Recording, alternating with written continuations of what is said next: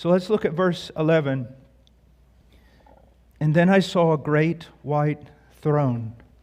We could stay there for weeks. The word megas, great, greater than any other throne, a throne of absolute sovereignty, a throne that is not governed or tempered by councils and committees.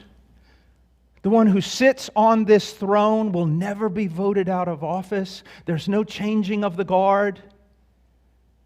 If we go from Genesis to Revelation, we find that the one who sits there has all power, has all authority, has all sovereignty. No one debates with him. No one can pry up his hand when he sits it on the table. No one can hold his hand down when he seeks to raise it. He does all things. A man one time said, I'll stand before God one day and I'll do this and this and this. And I said, sir, you will melt before God like a tiny wax figurine before a blast furnace. The one who sits on that throne. In Psalms 2, we understand that he laughs when the nations rage. His authority can be described, though not sufficiently. His authority can be described in this way.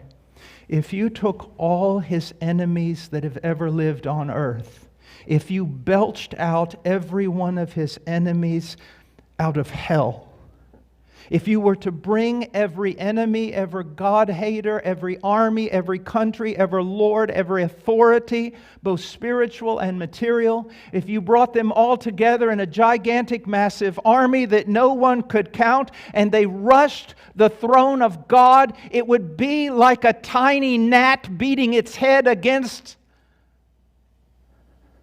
a globe, a world made of granite.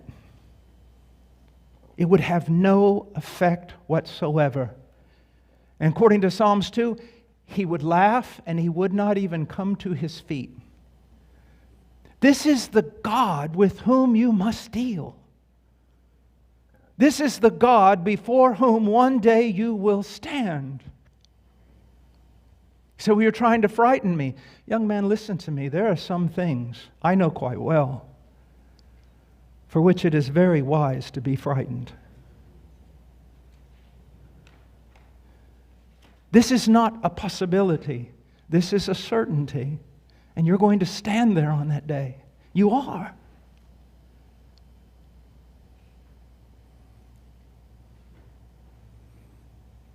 You will stand naked with no covering before the living God. It says, I saw a great throne. I saw a white throne.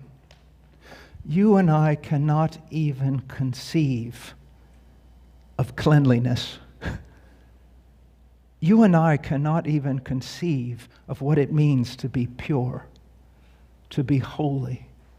In my study of the Incarnation years ago, one of the things that most just boggled my mind was to think that Christ, who was holy, holy, holy, walked upon this earth. What was it like to him to hear what we would call a little white lie? It would be like someone slaughtered a child in front of him. You see, if we judge ourselves by ourselves, we're not wise because we're not the standard. You take the most moral person who has ever lived, and there's not enough lye soap in heaven or earth to clean them. It's holy. You will be judged not according to this world's standards. Standards that are mutable, that are always changing. You will be judged according to His standard. His standard.